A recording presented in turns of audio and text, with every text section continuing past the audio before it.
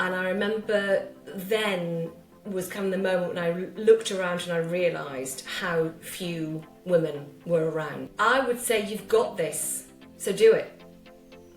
Brilliant.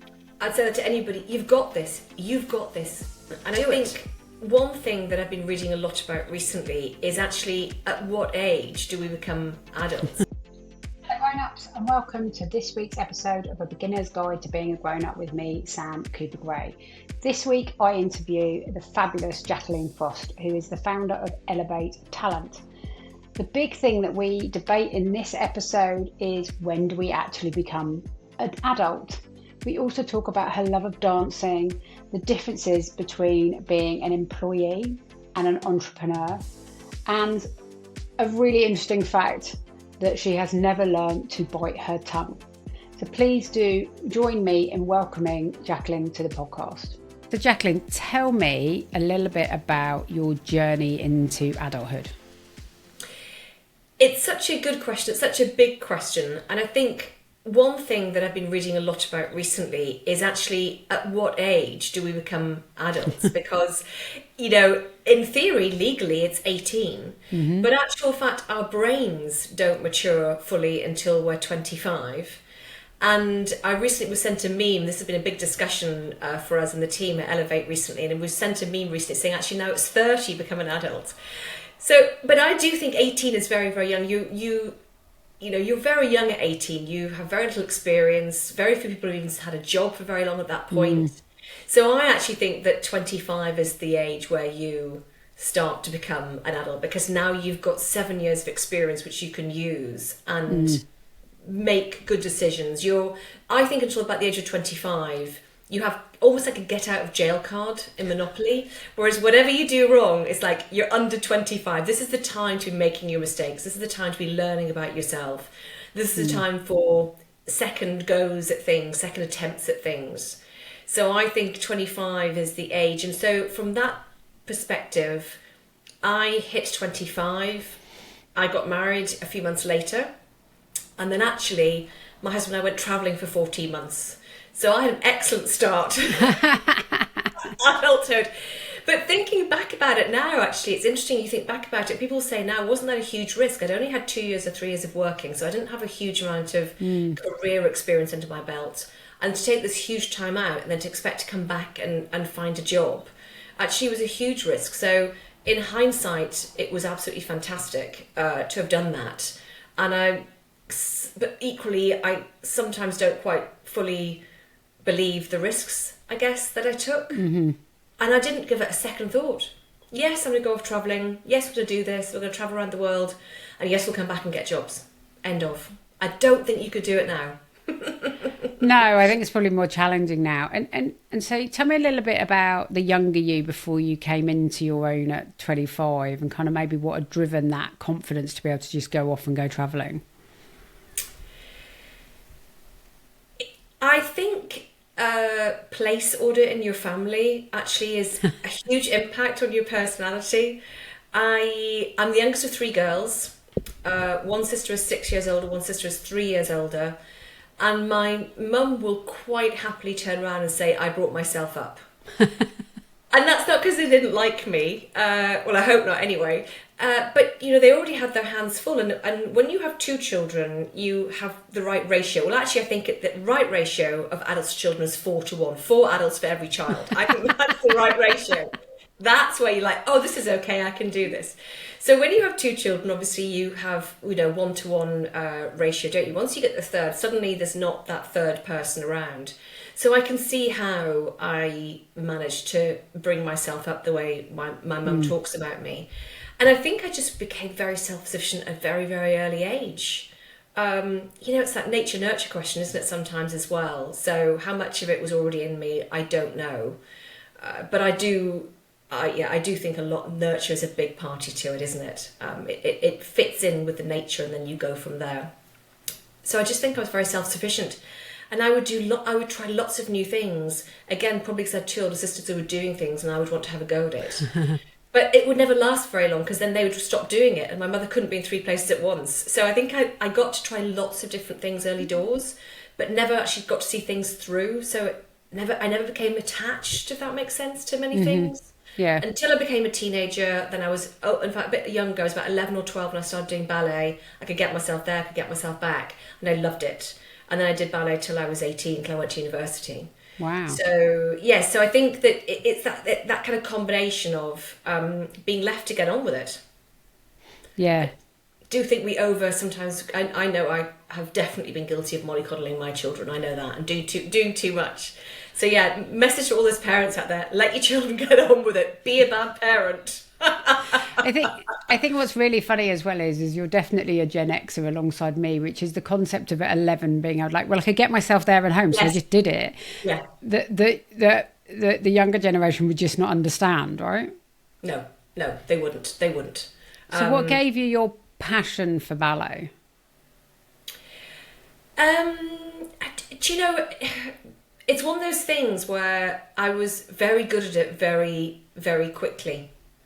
And I just took to it. And partly because I had been wanting to do it for quite a long time, wasn't able to, again, just for family logistics.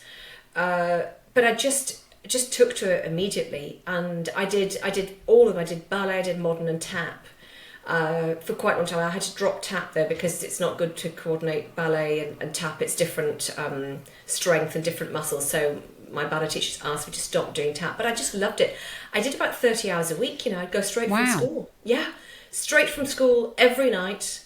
And weekends, I'd spend all Sunday. The studio, we used to tour. We went to Greece one year, to Rhodes. It's one of my first trips abroad. I was probably 12 or 13, went to Rhodes with the ballet school. She was an amazing teacher. She was ex-Royal Ballet. I think that's the other thing.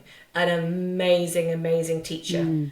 She used to really instill discipline in us and sort of integrity and to what we were doing. And I think I really liked that. I really liked the fact that this is what it is. This is how you do it. Follow that. That gave structure and discipline, which I thought was really, really. And I think that's been a great lesson throughout my life. Structure and discipline. And so, did you have aspirations to go and be a professional ballet dancer? Kind of, how did you go from that to what you ended up doing? So my teacher felt that I was good enough to go at 16 and go to one of the big professional schools. I had two problems, I'd say. One is I am quite tall. I'm 1.70 m, so that's tall for, certainly then, I think they're taller than I was tall for back then. So that was one of my challenges. The second one was I was doing really well at school. I was going to get 10 GCSEs, I was going to get A-levels, I was going to go to university. And certainly my parents weren't keen that with that choice that I was going to do the ballet option. And they were not behind it at all. Right. They would not have been behind it. And I think probably quite luckily, there came a point with me when I saw what the other girls were doing to try and get into the schools, and I was just like, no, that's just not for me. I'm not going to be able to go down that route. There's too many barriers already there, so it's not the route for me. So yeah, I finished, did my A-levels and went off to university. And you said you married your husband at 25. I did. So you'd worked for a couple of years. So tell me a little bit about the journey from getting 25, well, probably 27, coming back away from travelling to starting Elevate. So I came back from travelling and went back into banking. So I'd already done almost 3 years of banking, investment banking, before we went off travelling. And one of the reasons for me I was happy to move, I was at an amazing bank. It's one of the best banks that you could work at, called Bankers Trust. They were one of the top banks to work at. And when I got the job there, the graduate job there, I was over the moon. So that was a real tick, box ticked for me to be able to achieve that. However, the area I was in was not the area I wanted to go into in banking. I wanted to move to the longer term, more derivative solutions, and I was more on the short term treasury side of things, which actually, again, turned out to be a fantastic learning ground. And so I knew I needed to change anyway. So off we went travelling, came back, and I got a job in derivatives at a German bank. And I think I knew I was the only female on the desk of many, much more senior men.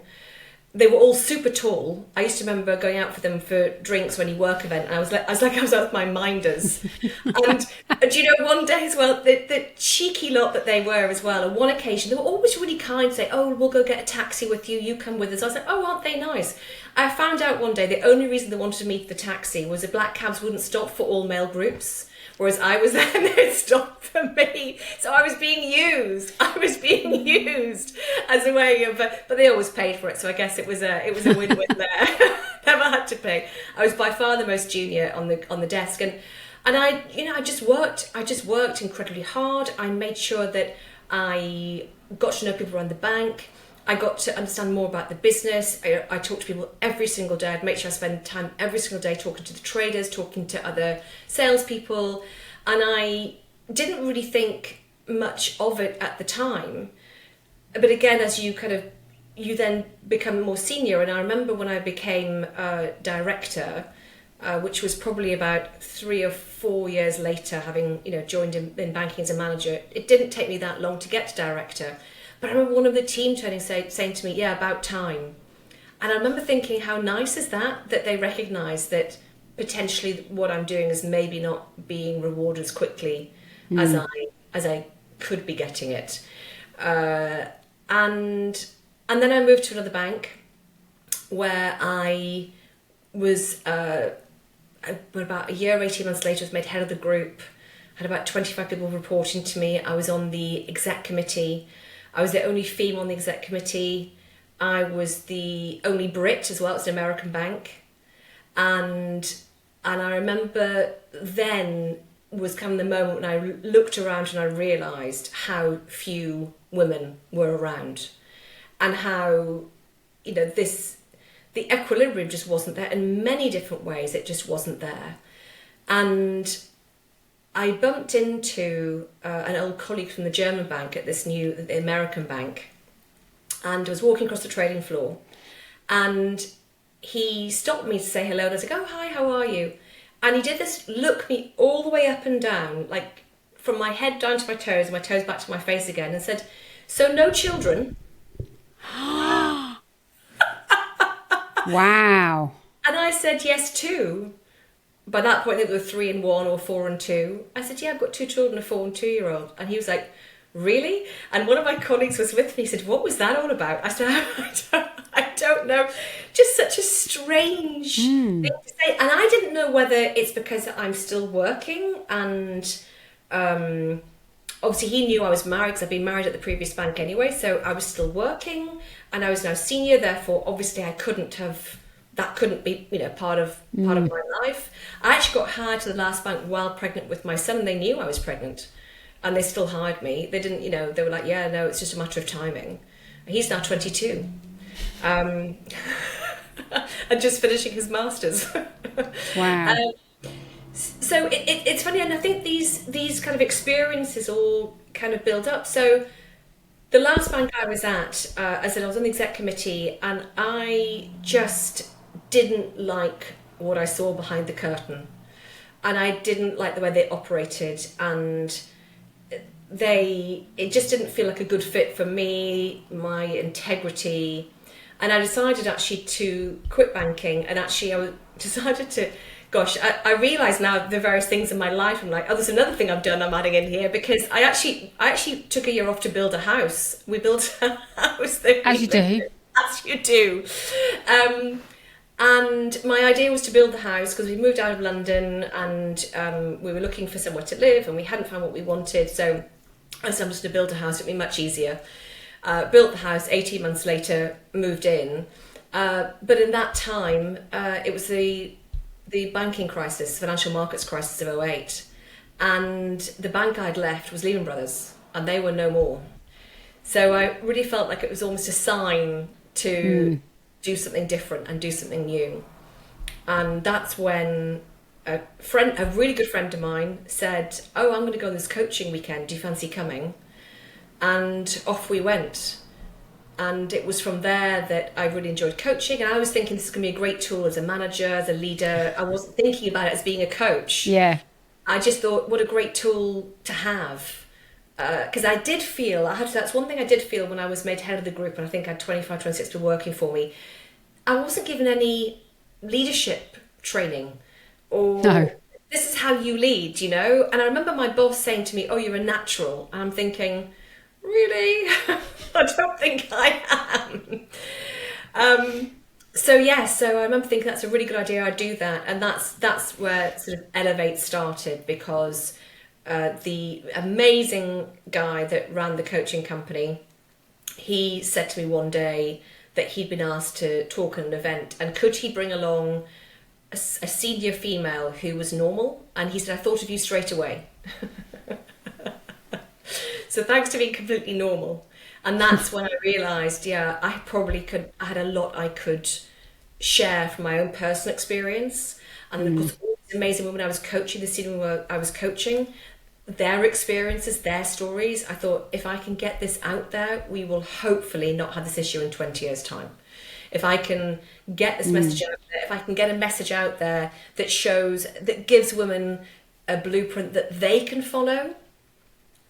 Because in fairness, and it's not, and I really want to stress, it's not men's fault. You know, the world of business has been the way it has been for tens and tens and tens of years, if not, over 100 years. And it's been men that have done it, and so therefore it is a more masculine way of doing things. And that's absolutely fine, because that's the way it's been. However, the last 30, 40 years, obviously women have been coming into the workforce. And what's happened is there's no blueprint there for them. There's nothing for them to follow. So we need to be making sure that we share something. Otherwise, we are going to have this problem in 20 years' time. And it's no wrong or right. It's just different things are expected from women in different ways, and women operate in different ways. So we need to have that separate blueprint out. It's half the world, if you think about it. It's half the world. Yeah, absolutely.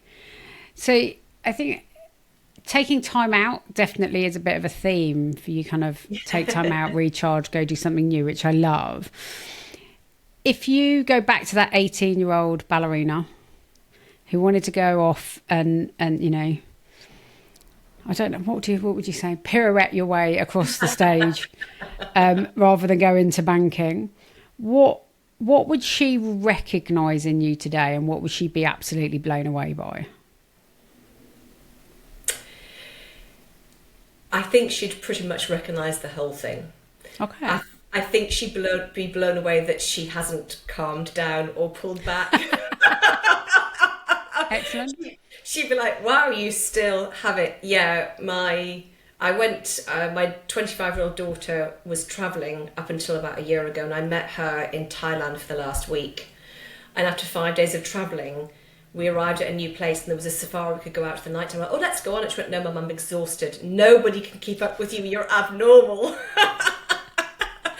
So I think she'd recognise everything. I really don't think I've changed hugely as a person. Again, my integrity, all those things I've had for a very, very long time. They're part of me and have been a part of me for a very long time. But I think she's blown away that I still have the energy. I do have to be careful I don't wear people out. I mean, there are worse things to be known for, right? Yes, there are. And I don't drink coffee. I have no caffeine as well. Yeah, I think that's more terrifying. Could you imagine what I'd be like if I had any coffee in me?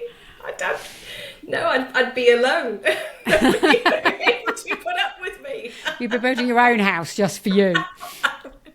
An outhouse at the bottom of the garden, exactly. Yeah. So you've obviously, you worked in corporate life, you've taken your time out and then started your own business. What's the biggest struggle you've had since you've been an adult? Oh, that's a very good question. I think the biggest challenge we all have actually is other people. I feel like that should go on a bumper sticker. It's other people. It's other people. It's everyone else. And one of the things that I learned thanks to coaching and NLP is this whole concept, and I share this a lot in the Elevate sessions. It's the law of requisite variety. It's the person that can adapt the most actually controls the system. And learning that was a really great light bulb moment for me, because I realised if I can adapt, if I can, not be something else. I mean, we use the willow tree as an example. I love that example. A willow tree will bend, but it won't break, and it's still a willow tree, and it will always be. It's not going to turn into an oak tree because it's bending. But in the same force of wind, for example, where the willow will bend, the oak will break. Mm-hmm. And so that to me was a great thing to learn, because it meant that actually if I can adapt around people, then that gives me that, a great skill set to be able to work with people and get the best out of them, but also not take it out of me as well. So I would say that, yes, that's the biggest challenge, I think, is other people. And I think the biggest learning is actually, if you can master a way, you can find a way which makes that all easy, then you're home free. Yeah, I like that. Yeah. I still think it needs to be a bumper sticker. The problem I have is other people. Tell me about the best decision you've ever made. Oh yeah, I mean, this is a little bit of a soppy one. We like soppy. Marrying my husband. Without a doubt, we'll be married 30 years this year. At the end of the year, we'll hit 30 years. And I think it's so key to be with somebody who respects everything that you do and your choices. And, I remember somebody telling me recently how their partner did a lot of travelling and how he didn't mind it and he allowed her to do it. I know. And I did want to turn around to him and say, you do know it's 2025, don't you? I just thought that whole mindset, isn't it? That he figured himself, and it was coming from a good place. He was coming from a good place. He's like, I am a great partner to this amazing woman, and, I don't mind, and I allow her to do this. And I didn't say anything, which was incredibly controlled of me, quite frankly, because that's not one of my strong points. It has to be said. Biting my tongue. Yeah, that could be on my headstone. Never learnt to bite her tongue.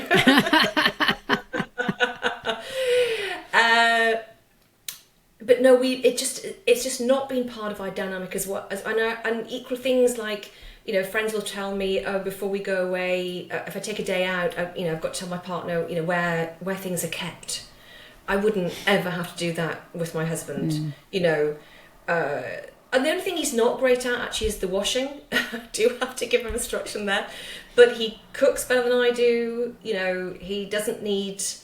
We just don't have that kind of relationship. And also the whole concept of blue jobs and pink jobs. When we moved out all those years back, the house that we built, we had a huge terrace and we bought this amazing patio furniture, and we had some friends coming around. And they came to the kitchen to see my husband cooking and me with a wooden table on my head trying to get the legs on for it. And they joked, they said, is this not the wrong way around? I said, no, you don't want to sit on anything he's made, you don't want to eat anything I've made. It's as simple as that. So we've just always played to our strengths, and we've not really thought about, who's, which does it fit under the pink or blue umbrella. And as well, when it comes to raising children, I fully believe it's so important that children have both parents in their lives. And for the vast majority that's a mum and dad, but two people and two different ways of thinking and different approaches, I think that's really, really helpful. And certainly, in my circumstance, my experience is that actually that he brings different quality to them than I do. So I get frustrated when people still talk about maternity leave, and when women talk about the fact that, it's not going to be worth me going back to work because I won't have anything left after I've paid for childcare. It's like, no, the childcare comes out of the house pot, not your pot. It's the Frost household, and it comes out of the Frost household pot. When I first went back to work, having had my daughter, I wasn't on a great salary. By the time I had my son, I was on double. Wow. And that was 2.5 years later. Yeah. So a real because partnership. I've made that leap. It's exactly that. So marry somebody who is a true partner. some of the stories I've heard over the years, another client told me years back that she wasn't going to apply to become a partner of her firm because when her husband did it, he actually hadn't been married to her at the time, but had broken up the marriage because it had been so full on. And she wasn't going to do it because she didn't want to put stress on the marriage. And it just felt to me like that wasn't probably a great marriage. You know, that's not probably why the marriage broke down, to restrict yourself. And I don't even think she'd spoken to her about it. And I said to her, have you asked him about this?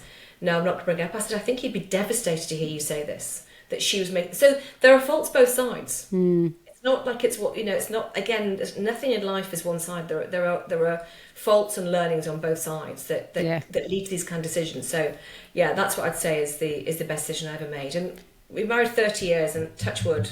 It takes compromise and partnership, doesn't it? I remember I got offered a job in Australia a long time ago. My husband and I had not been together that long, maybe a couple of years. And the interviewer said to me, you know, how's your partner going to feel about moving? I said, let me check. And I sent him a message that said, we're moving to Sydney. And literally 30 seconds later, I got a message back from him. And the guy who was interviewing me said, oh, what did he say? And I looked at it and it said, have packed, which airport are we leaving from?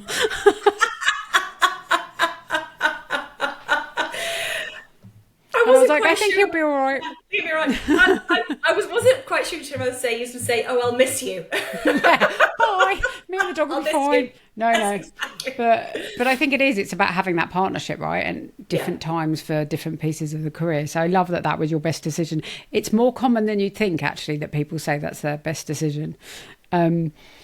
I haven't had anyone say you get divorced yet has been their best decision. So hopefully, but you know, we won't have that one. You never know. For some people, it might just be. But it's a shame, isn't it? There's a bit of a stigma around that kind of thing, because I think when we make a mistake, I think the best thing to do is to say, I have made a mistake. I have messed up. Let's get this sorted as quickly as we can, and just everybody move on. So no, I think hopefully you will find somebody who said the best thing I did was get divorced. Hopefully they've just had other things in their life to talk about. So we talked a little bit about advice that you've been given and you've given over the years, and we all get given lots of advice. Can you tell me about the best piece of advice you've been given that you completely ignored? Oh gosh. I don't tend to ignore advice, actually.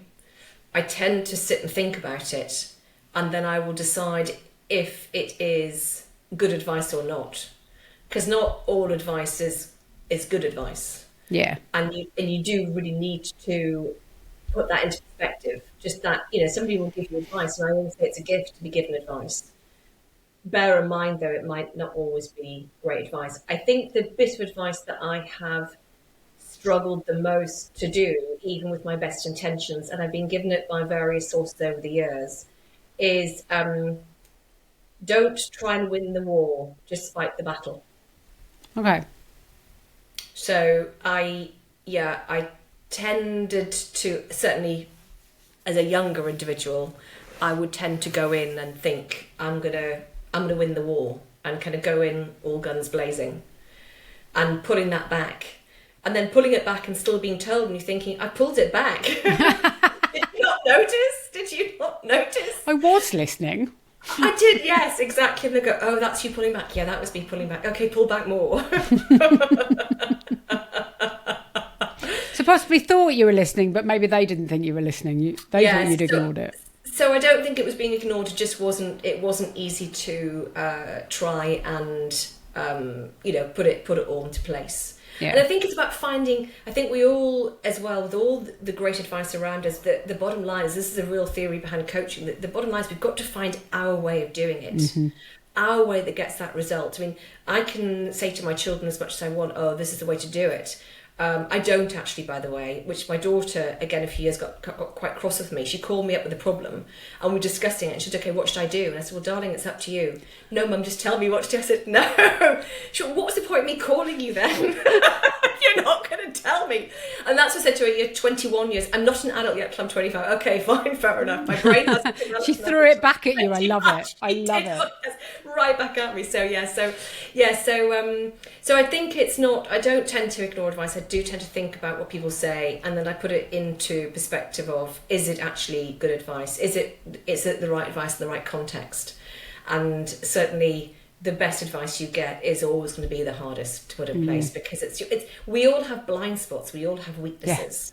I must make sure none of my family see this, because I'm not going to be seen to admitting this live. But yes, we all have weaknesses, we all have blind spots. We have those areas, that the Johari windows, areas we are completely unaware of. And it's great that other people tell us. And also, it's really important that when people do tell you, that you thank them. You don't take it personally. I don't ignore advice, but I also don't take it personally. I think, what is the little gem in there that they're trying to tell me? Even if it's done badly. And people say, oh, well, they gave me some advice, gave me some feedback, it was done really, really badly. Okay, move on and think about it, because their intention wasn't to be unkind or upset you. Their intention was to give you some kind of a gift. So find the gift, find what it was, and see what you can work out from it. Because otherwise, what you don't want happening is you don't want people not giving you feedback. You don't want people not giving you advice. Yeah, absolutely. That leads us, I think, very well into the next question, which your answer to which might be linked, might not be, which is, we like to set our listeners a little personal challenge every week. Okay. So what would be the personal challenge you would set to our listeners? Oh, so I think we sit too quickly and easily in our comfort zones. So I would say every time you think about it, do something that you wouldn't normally do. If you don't normally speak up to somebody, speak up. If you don't normally keep your mouth closed when it's somebody, keep it firmly shut. Yeah? Do the opposite of what you would normally do and wait and see what happens. I call it doing a 180.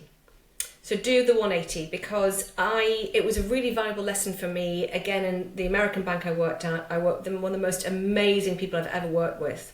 And he and I could not have been more different if we tried. He was German, an introvert, a real deep thinker.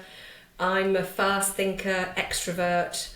And I learned so much from him because he was so different from me. Mm-hmm. And I will credit him with so much of that next journey in my life, that part of my life, realising that actually, so when I go quiet, it's amazing how many people will then speak up and talk to me and say things to me, because it's not what I'm normally like. So do the opposite of what you would normally do and see what happens. I love that. I absolutely love that. So I don't know how we've got here, but we're up at the final question. And you've shared lots of little amazing nuggets already. So the final question is, what advice would you put into the guide? So what's the thing you'd put into the beginner's guide to being a grown-up? Maybe what would you tell your 25-year-old self?